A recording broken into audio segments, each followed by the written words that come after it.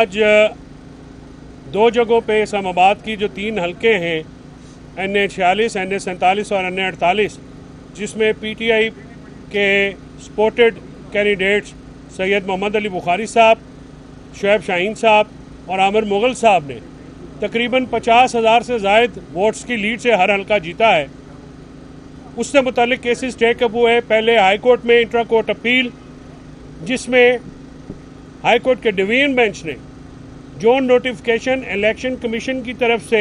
غیر قانونی غیر آئینی طور پہ ایشو کیا گیا تھا اس کو معطل رکھتے ہوئے الیکشن کمیشن سے یہ کہا کہ جب تک آپ ان کیسز پہ جو شکایات آپ کے سامنے آئی ہیں فارم 45 سے متعلق, فارم 47 سے متعلق, اور جو ڈسٹرکٹ ایڈمنسٹریشن نے جس طرح سے یہ دھاندلی کی ہے بلکہ دھاندلا کیا ہے, اس چیز کو سامنے رکھ کے آپ سن کے فیصلہ کریں. ابھی الیکشن کمیشن نے ہماری وہ پٹیشنیں NA48 اور NA47 ان کو سنا ہے, جس میں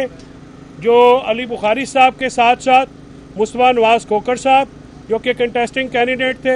اور TLP کے اظہر صاحب نے بھی اپنی پٹیشنیں جو ہیں وہ داخل کیں, اور ان پٹیشنز کے مطابق یہ موقف اپنایا کہ جو علی بخاری صاحب کی جیت ہے وہ فارم 45 جو ان کے پاس ہیں ان کے مطابق بھی سید محمد علی بخاری صاحب 45,000 سے زیادہ لیڈ سے یہ الیکشن جیت چکے ہیں.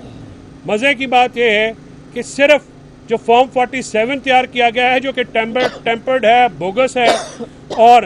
جو فارم 45 پریزائڈنگ آفیسر کی طرف سے ایشو کیے گئے ہیں ان سے مطابقت نہیں رکھتا. اس کے مطابق صرف جیتنے والے امیدوار کا جو فارم 47 ہے یا فارم 45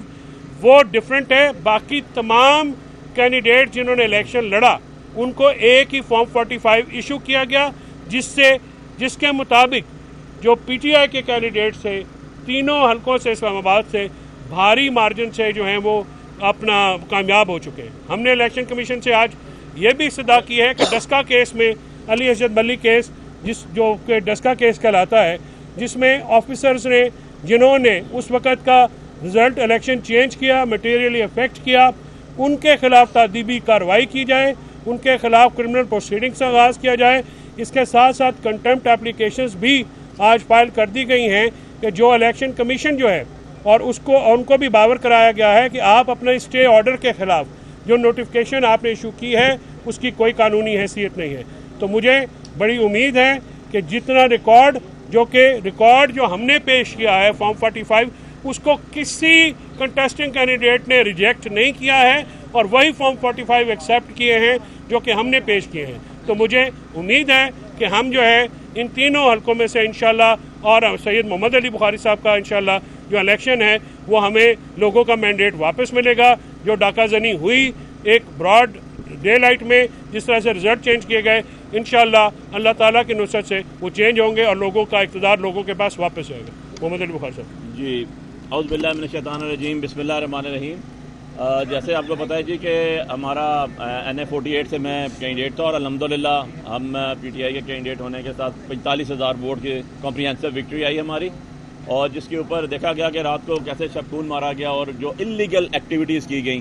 جو RO کی طرف سے ہمیں اندر جانے سے روکا گیا, ہمارے نومینیشن جو ہمارے نومینیٹڈ ایجنٹس ہیں ان کو روکا گیا. اس کے بعد میں پہلا آدمی ہوں جس نے RO آفس کے باہر کھڑے ہو کے اپنی ویڈیو آن ایئر کی. اس کے ساتھ ساتھ جو میرے 261 پولنگ اسٹیشن تھے, میں پاکستان کا پہلا آدمی ہوں جس نے فارم 45 ٹیبل پہ رکھ کے پریس کانفرنس کی, اپنی آن ایئر اپنی ویڈیو ریلیز کی. پلس میں نے کورٹس میں اور اس کے ساتھ ساتھ جو کمیشن ہے اس کے اندر پیپر بک ساری کی ساری پرووائڈ کی. جو 261 پولنگ اسٹیشن تھے, کسی پولنگ اسٹیشن کے اوپر کسی قسم کا کوئی آبجیکشن نہیں ہے اس کے فارم 45 کے اوپر. آج بھی میں نے یہی بات کی کہ میرے علاوہ جو آزاد کینڈیڈیٹ تھے مصطفیٰ نواز کھوکھر صاحب, وہ اس کے علاوہ TLP کے اظہر صاحب کینڈیڈیٹ تھے, ان سب کی پٹیشنز بھی کلب ہوئی تھی, اور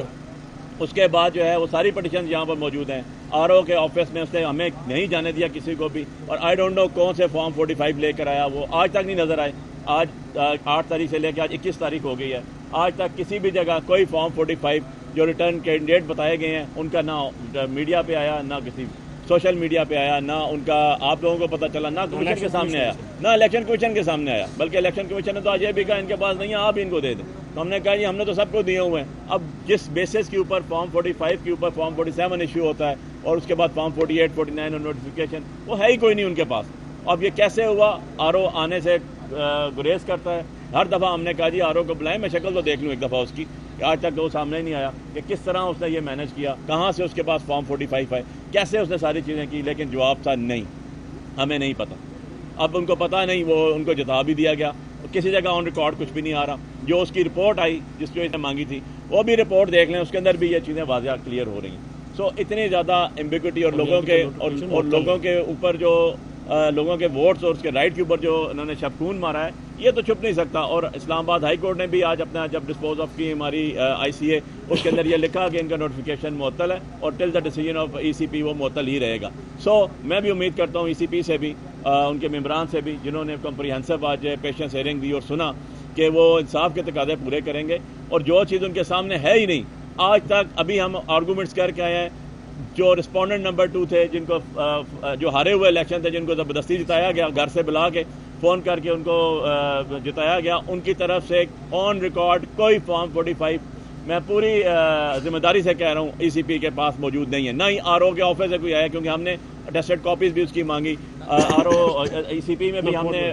فارم اپلائی کیا ہوا ہے کہ یار اگر کوئی ہمیں ایسی چیز ہے تو پرووائڈ کی جائے, ہم بھی تو دیکھیں کس طرح جیت گئے. سو اس طرح معاملات نہیں چلتے. اس طرح چوری کے طریقے سے لا کے آپ پاکستان کے سب سے اعلیٰ فورم جو ہے اس کے اندر لوگوں کو بٹھا نہیں سکتے. اور اسلام آباد کیپٹل کے اندر جہاں پر لوگوں کے حق کے اوپر ڈاکہ مارا گیا, آپ کا ریپرزینٹیٹیو بیٹھنا ہے, لوگوں کا ریپرزینٹیٹیو بیٹھنا ہے, جس کو انہوں نے ووٹ دی ہے, نہ کہ چور رستے سے لا کے بندے کو بٹھا کے قانون سازی کروائی جاتی ہے. قانون سازی کیا ہونی, چوروں سے قانون سازی کبھی نہیں ہو سکتی. تو یہ ملک کے لیے ایک ڈیلیما ہے, یہ آپ لوگوں کے لیے ایک بہت بڑا المیہ فکریہ ہے کہ یہ کس طرح کے معاملات کیے جا رہے ہیں اور جس کا کوئی جواب نہیں ہے. اب بہت زیادہ وزن جو ہے وہ عدالتوں کے اوپر ہے, اعلیٰ عدلیہ کے لیے اور عدالت عظمیٰ کے اوپر ہے. اور سب سے پہلے تو کمیشن کو اپنا حق ادا کرنا چاہیے, کیونکہ کمیشن کے جو معاملات ہیں وہ آپ نے دیکھ لیا کہ ہم نے تو